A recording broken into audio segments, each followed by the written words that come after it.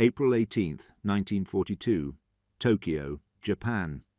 Lieutenant General Reikichi Tada stood in the Noborito Research Institute, watching American B-25 bombers disappear into the eastern sky. His hands trembled, not from fear, but from rage. 16 American aircraft had just accomplished the impossible. They had bombed the sacred homeland of Japan, crossed 6,000 miles of ocean, struck the heart of the empire, and vanished into Chinese airspace. Every military officer in Tokyo knew what this meant. If the Americans could reach Japan once, they would reach it again. The question burning in Tada's mind was simple. How could Japan retaliate when every bomber, every ship, every pilot was desperately needed in the Pacific theater? In 18 months, Tada would propose an answer so audacious that even his own superiors would call it insane. Japan would strike back at America using nothing but paper, potato flour, and the invisible rivers of wind flowing 30,000 feet above the Pacific Ocean. The Doolittle Raid had accomplished exactly what President Franklin Roosevelt intended. It shattered Japan's sense of invincibility. For 4 months after Pearl Harbor, Japanese forces had swept across the Pacific with seemingly unstoppable momentum. Hong Kong fell in 18 days. Singapore, the Gibraltar of the East, surrendered after just 8 days of fighting. The Dutch East Indies collapsed in 3 months. American and Filipino forces on Bataan were on the verge of surrender. Japanese military doctrine assumed the home islands were untouchable, protected by thousands of miles of ocean and the Emperor's divine will. Lieutenant Colonel James Doolittle proved otherwise. His 16 B-25 bombers had launched from the aircraft carrier USS Hornet 650 miles off the Japanese coast, 200 miles farther than planned after being spotted by a Japanese picket boat. The bombers struck Tokyo, Yokohama, Yokosuka, Nagoya, Osaka, and Kobe. Material damage was minimal. 12 people killed, perhaps 100 wounded, a factory here, a school there, 1 light carrier delayed in its launch. But the psychological impact was devastating. The Emperor himself had heard the explosions. Japanese civilians had looked up to see American aircraft in their skies. The military high command was humiliated. Admiral Isoroku Yamamoto, who had orchestrated Pearl Harbor, felt the sting of American audacity on his own soil. The public, carefully insulated by propaganda, now understood what military planners already knew. Japan's defensive perimeter was porous. The Americans could strike anywhere, at any time. Lieutenant General Tada's original balloon bomb program dated to 1933. He had proposed a hydrogen-filled balloon 13 feet in diameter with a time fuse, capable of delivering bombs up to 70 miles. The concept was shelved. Too short range, too limited, too impractical. But on September 9, 1942, less than 5 months after Doolittle's raid, the Japanese Navy attempted something desperate. Warrant Officer Nobuo Fujita took off from submarine I-25 in a small float plane, carrying 2 large incendiary bombs. His target was the Siskiyou National Forest in Oregon. The plan was simple. Start massive forest fires along the American West Coast, panic the civilian population, and divert American resources from the Pacific War. Fujita dropped his bombs precisely on target. Response crews spotted the small blazes within hours and contained them easily. The Oregon forest had just received rain. The attack was cancelled. The submarines were needed elsewhere. But the seed of an idea had been planted. What if Japan could strike America without pilots, without submarines, without scarce fuel? What if the weapon required nothing but wind? Major General Sueki Kusaba had served under Tada in the original balloon program in the 1930s. In September 1942, he was assigned to the 9th Technical Research Institute and immediately revived the Fugo project. But this time, The parameters were different. The balloons needed to travel not 70 miles, but 6,000 miles. They needed to fly higher than any aircraft could intercept them. They needed to navigate across the Pacific Ocean without guidance, without fuel, without human intervention. Every engineer consulted told Kusaba the same thing: impossible. Then Kusaba's team discovered the work of Wasaburo Oishi. Between 1923 and 1925, Oishi had completed nearly 1,300 observations of fierce, high-altitude winds from the Tateno Atmospheric Observatory near Mount Fuji. He tracked pilot balloons, weather balloons used to measure wind speed and direction, as they rose into the atmosphere. What Oishi discovered astonished him. At altitudes above 30,000 feet, persistent westerly winds blew with speeds approaching 200 miles per hour. These winds flowed from west to east across the entire Pacific Ocean. Oishi published his findings in the annual reports of the Tateno Observatory. He wrote them in Esperanto. The artificial international language had only about 100,000 speakers worldwide. Oishi was president of the Japan Esperanto Society. He believed that science should transcend national boundaries. His idealism became his obscurity. Outside Japan, virtually no one read his work. American and British meteorologists remained completely unaware that a river of high-speed wind circled the globe at the edge of the stratosphere. In late 1943, Kusaba's team consulted Hidetoshi Arakawa of the Central Meteorological Observatory. Arakawa took Oishi's data and extrapolated the air currents across the Pacific Ocean. His calculations were precise. A balloon released in winter, maintaining an altitude between 30,000 and 35,000 feet, could reach North America in 30 to 100 hours. The strongest winds blew from November through March. Peak velocities reached 200 miles per hour. The jet stream, though it wouldn't be called that for several more years, offered Japan a free delivery system spanning 6,000 miles. No fuel required, no pilots at risk, just hydrogen, paper, and physics. The Americans would never see it coming. The engineering challenge was formidable. A balloon large enough to carry a meaningful bomb payload 6,000 miles required materials Japan was rapidly running out of. Rubber was desperately needed for aircraft tires and military vehicles. Silk was required for parachutes. Kusaba's engineers turned to washi. Washi paper came from the bark of the kozo tree, a member of the mulberry family. The fibers were extraordinarily strong, much stronger than conventional paper.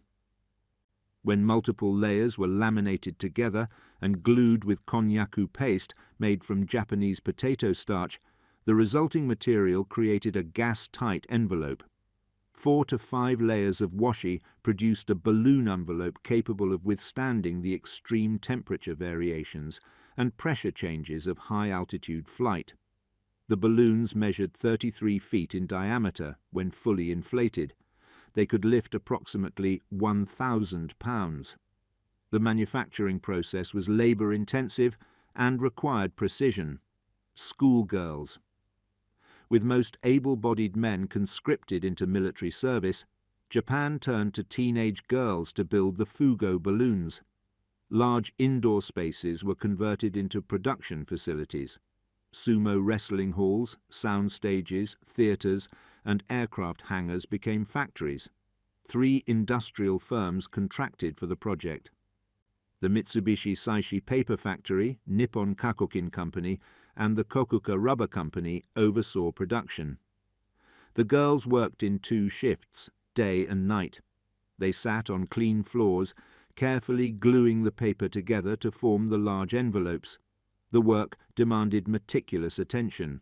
A single weak seal, one improperly glued seam, could cause catastrophic failure at 35,000 feet. The girls had no idea what they were building. Security protocols ensured complete compartmentalization. They knew only that their work was essential to the war effort, that their emperor needed them. that American bombers were killing Japanese civilians in increasing numbers. The propaganda was effective. Production quotas were met. Between summer 1943 and April 1945, Japanese factories produced approximately 10,000 balloon envelopes. Of those, 9,300 would eventually be launched. The balloon's control system was ingenious. Suspended beneath the envelope by paper rope was a chandelier-like mechanism carrying 5 bombs, 4 11-pound incendiary devices designed to start forest fires, 1 33-pound anti-personnel fragmentation bomb. The entire payload hung from a 64-foot fuse designed to burn for 82 minutes. But the real engineering marvel was the altitude control system. At 30,000 to 35,000 feet, atmospheric pressure is less than 1/4 of sea level pressure. Temperatures can drop to -60 degrees Fahrenheit. The hydrogen inside the balloon would expand and contract with altitude changes. Too high, and the balloon would burst. Too low, and it would descend into the ocean. Kusaba's engineers designed an elegant solution. 2 barometric altimeters connected to an electric battery powered a series of switches. When the balloon ascended above 38,000 feet, a valve automatically released hydrogen.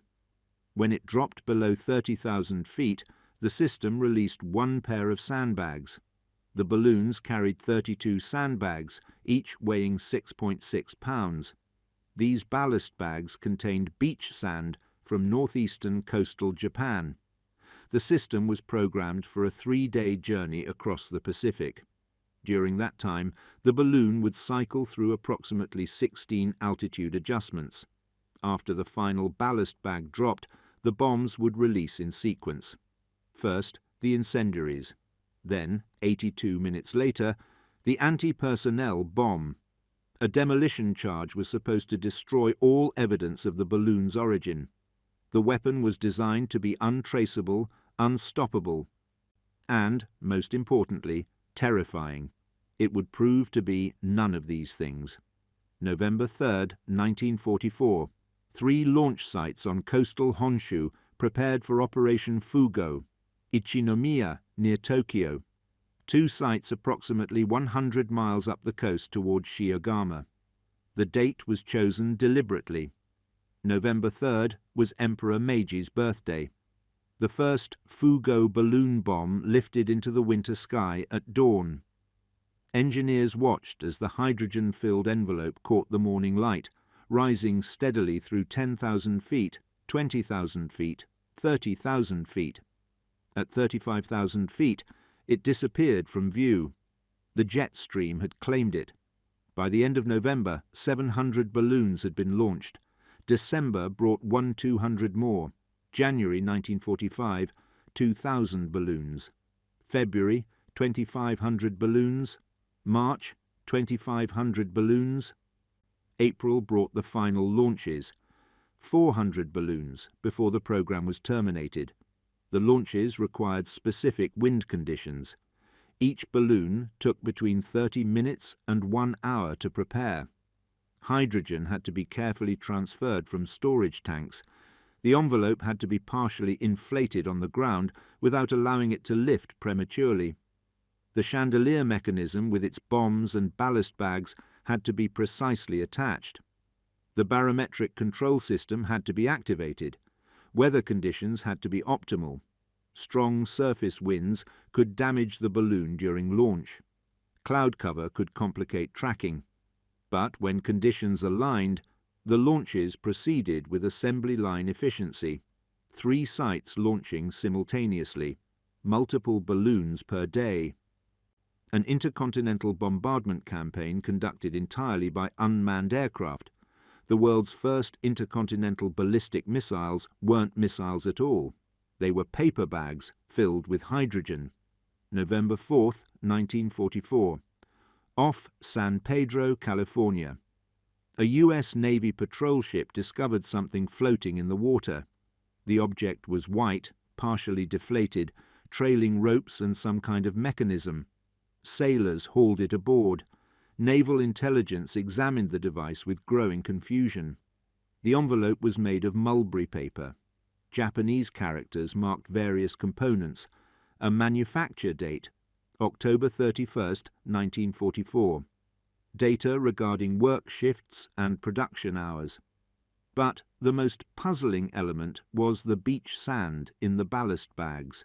The sand contained over 100 species of microscopic diatoms. The Military Geology Unit of the United States Geological Survey received samples. Geologists examined the diatoms under microscopes. The mixture included both fossil and recent species. The fossil diatoms dated to the Pliocene epoch, between 5.3 and 1.6 million years ago. The sand contained small mollusk fragments, no coral. This was beach sand, not oceanic sand. But from which beach? The geology team studied pre-war Japanese geological surveys. They narrowed the source area by 80%. 2 possible locations emerged: the beach at Shiogama, near Sendai, Japan, or the 99 League beach at Ichinomiya, Japan. Both beaches had the unique diatom profile matching the ballast sand. American military planners initially dismissed the idea that balloons could be launched from Japan. The distance was too great. The technology didn't exist. Early theories suggested German prisoners of war in American camps were launching them, or perhaps Japanese-American internees, or Japanese submarines deploying them from positions off the American coast. The sand evidence proved otherwise. These balloons were traveling 6,000 miles across the Pacific Ocean. They were arriving in North America within 3 days of launch, and absolutely no one outside Japan's military high command had expected this to be possible. By December 1944, balloon sightings increased dramatically. Kalispell, Montana, Thermopolis, Wyoming, multiple locations in Alaska, throughout Oregon, Washington, and British Columbia. One balloon was found as far east as Michigan. Another crossed into Mexico. The Western News, a weekly newspaper in Libby, Montana, reported the Kalispell discovery on December 14, 1944.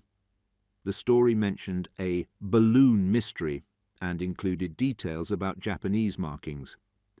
Time and Newsweek magazines picked up the story for their January 1, 1945 editions. The Oregonian ran it on the front page January 2nd. Americans began asking questions. Military officials grew alarmed. Then something unexpected happened. Silence. January 4, 1945. Byron Price, director of the U.S. Office of Censorship, sent a confidential memo to newspaper editors and radio broadcasters across the nation. The memo was polite but firm. Give no publicity to balloon incidents. Do not report balloon sightings. Do not discuss balloon discoveries. Do not speculate about their origin or purpose. The request was voluntary. The Office of Censorship had no legal authority to prevent publication. Price could not prosecute violators or censor material before publication. He could only ask and rely on patriotic cooperation. The cooperation was extraordinary. From coast to coast, American media maintained absolute silence about the balloon bombs. Newspapers stopped reporting sightings. Radio stations made no mention of the mysterious devices falling from the sky. When balloons landed near populated areas, word-of-mouth warnings circulated locally, but nothing appeared in print or on the airwaves. The silence served 2 purposes. First, it prevented public panic. Military officials worried that news of Japanese weapons reaching American soil would terrify civilians, particularly those living on the West Coast who already feared Japanese invasion. Second, and more importantly, the blackout denied Japan any intelligence about the campaign's effectiveness. If the Japanese heard nothing about balloon arrivals, they would assume the balloons were failing. They would conclude that the Fugo program was worthless. They would cancel the operation. The strategy worked perfectly. In Tokyo, Japanese military intelligence monitored American radio broadcasts. They listened for any mention of fires, forest damage, panic, casualties, diversions of firefighting resources, anything that would indicate the balloon bombs were reaching their targets and causing the intended terror. They heard nothing. American broadcasts discussed the war in Europe, progress in the Pacific, war production statistics, political debates, weather reports, entertainment programming. But not one word about balloons. The Japanese intelligence officers were baffled. They knew the balloons were launching successfully. They knew the jet stream was carrying them east. Basic mathematics indicated that at least some percentage had to be reaching North America. But if the balloons were causing damage, why wasn't American media reporting it? Two possibilities emerged. Either the balloons were falling harmlessly into the Pacific Ocean before reaching land, or the Americans had somehow discovered them and implemented a news blackout. The first possibility seemed more likely. After all, how could the Americans, with their vaunted free press, possibly keep such a campaign secret? In February 1945, Japanese propagandists grew impatient. The Domei news agency broadcast directly to America in English. They claimed that 500 casualties had been inflicted by the fire balloons. No, wait, 10,000 casualties. The numbers varied depending on which broadcast you heard. Massive fires were burning across the American Northwest. Panic gripped West Coast cities. The balloon bombs were merely a prelude to something big. The broadcasts were pure fiction. The Japanese military had exactly one piece of intelligence about balloon effectiveness. On December 18, 1944, the Chinese newspaper Ta Kung Pao reported a balloon discovery. One balloon. One Chinese newspaper article. That was the sum total of feedback Japan received about 9,300 balloons launched across 6 months. By mid-April 1945, Japanese commanders made their decision. The Fugo program was terminated. Resources were too scarce to continue. Kozo trees were nearly exhausted. American B-29 bombers had destroyed the Showa Denko chemical plant, crippling hydrogen production. 2 of the 3 hydrogen production facilities near Ichinomiya had been reduced to rubble by targeted bombing raids, and most crucially, there was no evidence the balloons were accomplishing anything. The last Fugo balloon launched on April 20, 1945. Approximately 9,300 had been sent across the Pacific. American and Canadian records documented about 300 discoveries. The actual number that reached North America was likely closer to 1,000, but from Japan's perspective, the silence from American media meant total failure. They had built 10,000 balloons. They had mobilized thousands of schoolgirls. They had consumed precious resources in a war they were losing. And as far as they could tell, nothing had happened. The Americans had won without firing a shot. They had won with censorship. May 5, 1945, Gearhart Mountain, Oregon. The war in Europe had ended 3 days earlier. Germany had surrendered unconditionally. American newspapers filled their front pages with victory celebrations. In the small logging town of Bly, Oregon, Reverend Archie Mitchell had other concerns. His wife Elsie was 5 months pregnant with their first child. Mitchell had recently accepted a position as pastor of the Christian and Missionary Alliance Church. He wanted to celebrate the end of the European War and deepen his connection with his new congregation. A Saturday picnic seemed perfect. 5 children from his Sunday school class agreed to join them. Edward Engen, 13 years old. Jay Gifford, 13 years old. Dick Patsky, 14 years old. Sherman Shoemaker, 11 years old. Joan Patsky, 13 years old. The morning of May the 5th was beautiful. Clear skies, warm spring air. ponderosa pines releasing their distinctive vanilla scent. Mitchell drove his sedan up a one-lane gravel road leading to Gearhart Mountain in the Fremont National Forest. He parked near a creek and began unloading picnic baskets and fishing rods. Elsie and the 5 children explored a nearby knoll sloping down toward the water. They wanted to scout good fishing spots. Mitchell heard one of the children call out, "There's something over here. It looks like a balloon." Mitchell immediately felt a surge of dread. He had heard rumors. Military personnel had privately warned some community members to be cautious about strange objects in the forest. Nothing official. Nothing in the newspapers. Just quiet warnings passed by word of mouth. Mitchell opened his mouth to shout a warning. He was too late. The explosion was massive. Metal shrapnel ripped through ponderosa pine trees. Bark exploded. Needles scattered like shrapnel themselves. The shockwave rolled across the mountain landscape. Mitchell ran toward the sound. He found 6 bodies radiating outward from a smoking crater. All 4 boys had been killed instantly. Joan Patsky died from her wounds. Elsie Mitchell, 5 months pregnant, died from her wounds. Mitchell beat at the flames on his wife's clothing with his bare hands. He sustained minor burns. When the U.S. Forest Ranger arrived, he found Mitchell standing alone among the dead.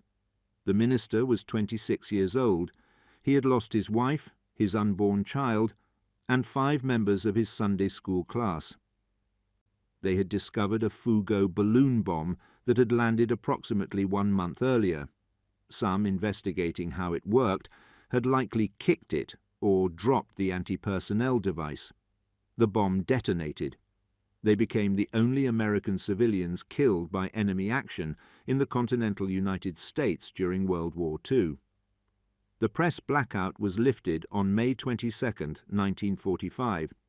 The War Department issued a statement confirming the bomb's origin and nature. The wording was careful. The public may be aware of the possible danger, and to reassure the nation that the attacks are so scattered and aimless that they constitute no military threat. The statement provided enough information to prevent further casualties without giving Japan encouragement. But the timing couldn't have been worse for the families of the victims. Germany's surrender dominated every headline. The European theatre had concluded. Americans celebrated in the streets. The story of 6 civilians killed by a Japanese balloon bomb in rural Oregon was buried on inside pages. Most Americans never learned about it until years later. For decades, the families of the victims encountered skepticism when they told their story. People didn't believe that Japanese weapons had reached Oregon. The isolation and obscurity of the Fugo campaign added an extra layer of tragedy to their loss. The effectiveness of Operation Fugo can be measured in multiple ways. Militarily, it was a complete failure. Of approximately 9,300 balloons launched, only about 300 were confirmed discoveries. The actual number reaching North America was likely 1,000 or fewer. 0 forest fires were attributed to the balloon bombs. The winter and spring of 1944 to 1945 was North America's wettest in a decade. Forests were saturated. Snow covered much of the intended target area. The incendiary bombs fell into wet conditions completely unsuited for ignition. The secondary objective, creating panic, was thwarted by the press blackout. Most Americans never knew about the balloon bombs during the war. There was no panic, no mass hysteria, no diversion of resources. The 6 deaths at Bly, Oregon represent the only casualties: 1 pregnant woman and 5 children, a Sunday school outing ending in tragedy. But from an engineering perspective, the Fugo program was extraordinary. Japan had created the world's first intercontinental weapons system. The balloons traveled 6,000 miles without guidance. They maintained altitude automatically using barometric pressure sensors. They released ballast and bombs on predetermined schedules. They crossed the Pacific Ocean in 60 to 70 hours on average. They required no fuel, no pilots, no expensive technology beyond paper, hydrogen, and basic electronics. The concept would not be matched until the Soviet Union's R-7 intercontinental ballistic missile in 1957, 12 years later. One Fugo balloon came remarkably close to changing the war's outcome. March 10, 1945, Hanford, Washington. A balloon bomb struck high-tension power lines at the Hanford site. The site was producing plutonium for the Manhattan Project. The balloon caused sparks and a fireball. Power was cut to the reactors producing weapons-grade plutonium. Backup generators prevented a nuclear incident. Work on the atomic bomb that would eventually be dropped on Nagasaki was temporarily interrupted. The balloon was never found. The incident remained classified until after the war.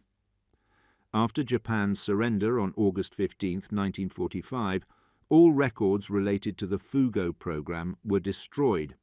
A directive ordered the elimination of any documentation that could reveal the program's scope, objectives, or technical specifications. American investigators managed to interview only 2 Japanese officers with direct knowledge of the project, Lieutenant Colonel Terato Kunitake of the Army General Staff, Major Inouye. Their testimony became the primary source of information about Fugo's objectives. They confirmed what American intelligence had suspected. The campaign was designed almost exclusively for home propaganda purposes. The Japanese army had little expectation of military effectiveness. The goal was to boost morale among Japanese civilians by demonstrating that Japan could strike back at America. Every balloon that launched represented a symbolic retaliation for the Doolittle Raid. The schoolgirls building the balloons believed they were contributing to victory. The propaganda broadcasts claiming massive American casualties were meant for domestic consumption, not American ears. When asked why the program was cancelled, the officers cited resource shortages. Kozo trees were gone. Hydrogen production had been bombed to nothing. And, crucially, there had been no reports of damage in America. The censorship had worked. The voluntary cooperation of American media had convinced Japan that Fugo was worthless. A team led by Carl T. Compton of the Office of Scientific Research and Development and Edward L. Moreland of MIT prepared a 5-volume report for President Harry S. Truman. The report documented the technical specifications, analyzed the threat level, and recommended continued vigilance. Balloons continued to be discovered for decades. 8 were found in the 1940s, 3 in the 1950s, 2 in the 1960s, 1 in the 1970s. A carriage with a live bomb was found near Lumbee, British Columbia, in October 2014. A Royal Canadian Navy Ordnance Disposal team detonated it. 69 years after launch, it was still lethal. On May 10, 1945, 5 days after the Bly tragedy, more than 450 people attended a mass funeral. The service was held at the Klamath Temple in Klamath Falls, 50 miles from Bly. The small church in Bly couldn't accommodate the crowd. Boy Scouts served as pallbearers. All 4 boys killed had been members of the local scout troop. Archie Mitchell stood alone. His wife was gone. His unborn child was gone. 5 children from his Sunday school class were gone. In 1950, the Mitchell Monument was built at the explosion site.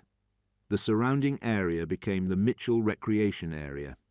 In 2003, it was listed on the National Register of Historic Places. A ponderosa pine tree near the site still bears scars on its trunk from bomb shrapnel. In 1987, something remarkable happened. A group of Japanese women traveled to Oregon. They had been schoolgirls during the war. They had worked in the factories building Fugo balloon bombs. They had glued layers of washi paper together with konnyaku paste. They had worked day and night shifts, never knowing what they were building. After the war, they learned the truth. They learned that their balloons had killed 6 Americans, a pregnant woman and 5 children on a church picnic. They carried with them 1,000 paper cranes. In Japanese tradition, folding 1,000 cranes represents a symbol of peace, hope, and healing. They delivered the cranes to the families of the victims. They met face to face with the survivors of Bly. Judy McGuinness Sloan, Betty Mitchell's niece, attended the meeting. "It was a tragic thing that happened," she said, "but we have never been bitter over it." 6 cherry trees were planted at the Mitchell Monument site on the 50th anniversary of the incident in 1995. The trees bloom every spring. A reminder of lives lost, a symbol of reconciliation. The Fugo balloon bomb campaign revealed fundamental truths about modern warfare. Technology alone cannot guarantee victory. Japan created a weapon that was technically brilliant and strategically irrelevant. The engineering was sound, the concept was innovative, the execution was flawless, but the timing was wrong, the targeting was ineffective, and the intelligence feedback was non-existent. The Americans won by doing nothing more than keeping quiet. Byron Preiss and the Office of Censorship achieved what no military force could have accomplished. They convinced Japan that a working weapon system was a failure. They did this without firing a shot, without deploying countermeasures, without technological superiority. They simply asked American media to remain silent. And American media complied. The voluntary censorship campaign demonstrated something remarkable about American democracy during wartime. A free press chose to restrict itself in the interest of national security. Newspapers and radio stations received no legal threats. No government agents stood in newsrooms reviewing copy before publication. No journalists were arrested for violating censorship codes. The cooperation was voluntary, patriotic, and extraordinarily effective. 3 months after the Office of Censorship's memo, they sent another message to media outlets. "Cooperation has been excellent. There is no question that your refusal to publish or broadcast information about these balloons has baffled the Japanese, annoyed and hindered them, and has been an important contribution to security." President Harry Truman later awarded Byron Preiss the Medal for Merit, the highest civilian decoration available at the time. The citation noted that Preiss had made a complete success of administering censorship and simultaneous defense of the freedom of the press. The American Civil Liberties Union offered ironic praise. Preiss had censored the press and made them like it. Total Fugo production, approximately 10,000 balloon envelopes. Total launched, 9,300 balloons. Total confirmed discoveries in North America, approximately 300. Estimated actual arrivals, 1,000. Total casualties, 6 civilians, 1 pregnant woman, 5 children. Total forest fires attributed to the campaign, 0. Total American military resources diverted, minimal. Over 2,000 military personnel participated in Operation Firefly, the U.S. effort to track, recover, and study the balloon bombs. Airborne coastal defense underwent brief resurgence. The U.S. Army's Project Sunset coordinated radar and aircraft surveillance around the clock. Fighter pilots shot down fewer than 20 balloons. The bombs flew too high and too fast for effective interception. Cost comparison is difficult to calculate with precision, but estimates suggest each Fugo balloon cost approximately 1,000 yen to produce, roughly equivalent to $200 in 1945 dollars. Total program cost for 10,000 balloons, approximately $2 million. Cost per American casualty, $333. By comparison, the Doolittle Raid, which the Fugo campaign was meant to avenge, cost approximately $3.2 million and resulted in the deaths of 3 American airmen and 1 who died in captivity. The Doolittle Raid killed 12 Japanese civilians and wounded approximately 100, but its strategic impact was immeasurable. It forced Japan to recall combat equipment from other theaters for home defense. It exposed vulnerabilities in Japanese air defense. It accelerated the Japanese decision to expand their defensive perimeter, leading directly to the disastrous Battle of Midway. And it boosted American morale at the lowest point of the Pacific War. The Fugo campaign accomplished none of these objectives. Wasaburo Oishi never received credit for discovering the jet stream during his lifetime. His work, published in Esperanto, remained largely unknown outside Japan until the 1970s. American meteorologists discovered the jet stream independently during World War II, when B-29 pilots flying at 25,000 to 30,000 feet encountered winds exceeding 200 miles per hour over Japan. The bombers found themselves pushed faster than expected during their attacks and slowed dramatically on return flights. Navigation became a nightmare. Bombing accuracy suffered. Some bombers ran out of fuel fighting headwinds on return trips. American meteorologists scrambled to understand the phenomenon. They eventually developed weather forecasting techniques that accounted for the high-altitude wind patterns. Those techniques revolutionized aviation after the war. Commercial airlines learned to ride the jet stream eastward across the Pacific and Atlantic, reducing flight times by hours. Weather forecasting became more accurate when meteorologists understood how the jet stream influenced storm systems. Climate scientists now recognize the jet stream as a critical component of global weather patterns. And it all began with a Japanese meteorologist tracking weather balloons near Mount Fuji in the 1920s. Oishi died in 1950, largely forgotten.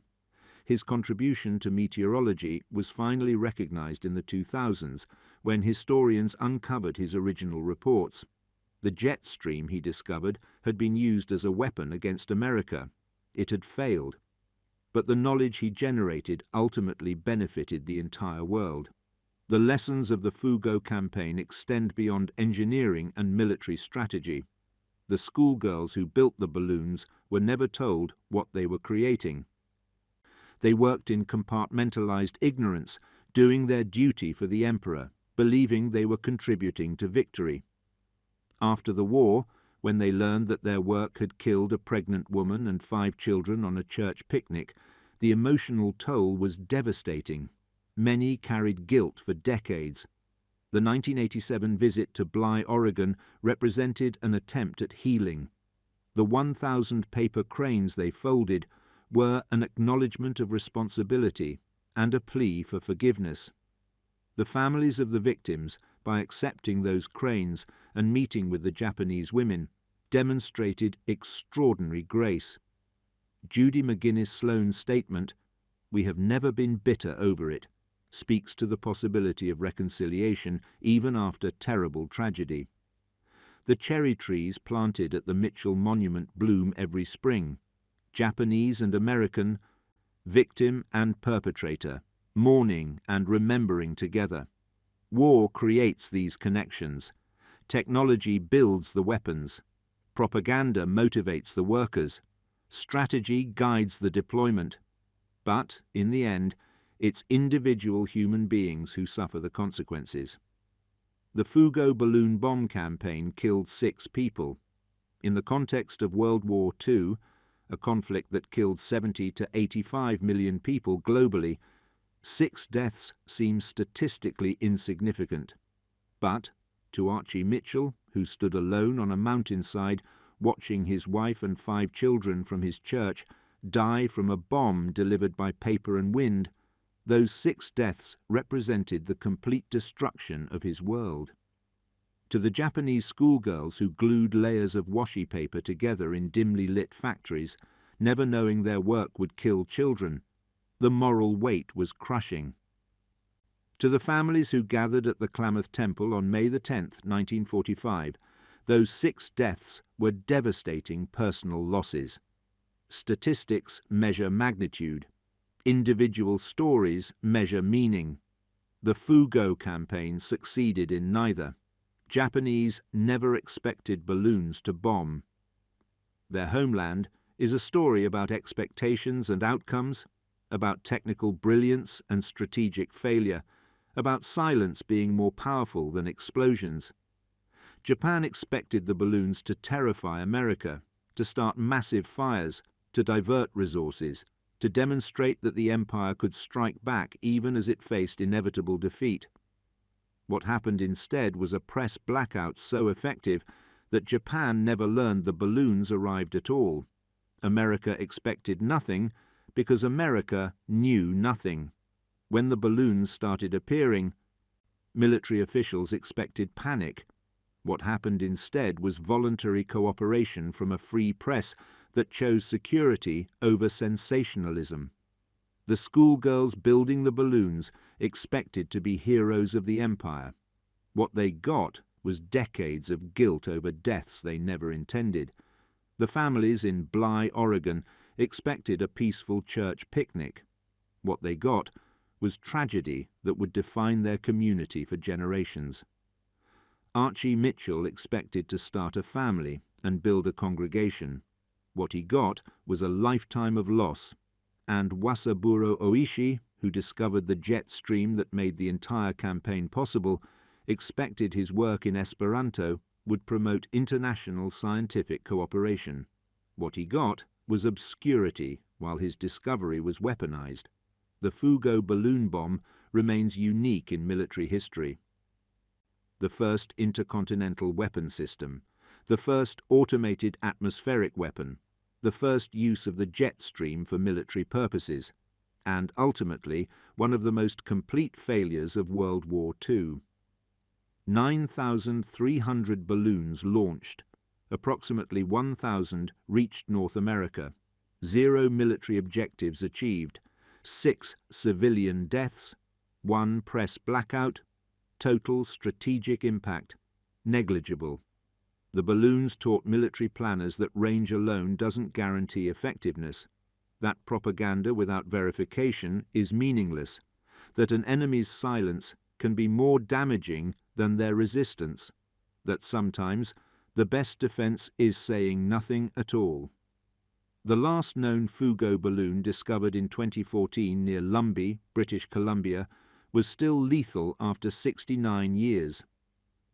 The bomb disposal team that destroyed it documented the balloon's remarkable preservation.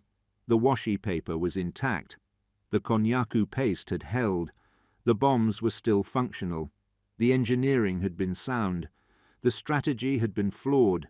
And 6 people in Bly, Oregon, paid the price for a weapon that should never have been built, launched by a nation that never learned whether it worked, aimed at forests too wet to burn, falling silently while newspapers stayed silent, creating terror only in the imaginations of Japanese propagandists who needed to believe they were still capable of striking back. The Mitchell Monument stands today in the Fremont National Forest. The cherry trees bloom. The paper cranes from 1987 have long since disintegrated, but the pine tree with shrapnel scars remains. A living reminder that war reaches everywhere, that engineering brilliance cannot compensate for strategic stupidity, that silence can be a weapon as powerful as any bomb, and that reconciliation, however difficult, however delayed, remains possible even after the most senseless tragedies. The Japanese never expected their balloons to be forgotten, but forgotten they were, buried under headlines about Germany's surrender, overshadowed by the atomic bombs that would end the war 3 months later, reduced to a footnote in military history, except in Bly, Oregon, where 6 people died, where cherry trees bloom every spring, where the memory of paper, wind, and tragedy remains forever, remains forever, remains forever, remains forever, remains forever, remains forever.